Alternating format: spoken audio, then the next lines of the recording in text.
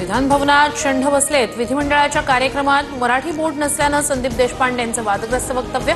विधान भवनातील कार्यक्रमात मराठीत बोर्ड नसल्यानं टीका। राज्य सरकारच्या कार्यक्रमात मराठी भाषेतील मोठा बोर्ड असतोच। मनसेनं हिंदी आणि इंग्लिशवर आक्षेप घेतला, मात्र हा कार्यक्रम लोकसभेचा। एकनाथ शिंदेंचं उत्तर। संदीप देशपांडेंपेक्षा आम्हाला जास्त वाईट बोलता येतं। आमदार त्यांना जागा दाखवतील, त्यांच्यावर हक्कभंग आणतील। गुलाबराव पाटील यांचा इशारा। मी कोणत्याही व्यक्तीला नाही तर वृत्तीला बोललो। कार्यक्रम केंद्राचा, मात्र महाराष्ट्रात होता।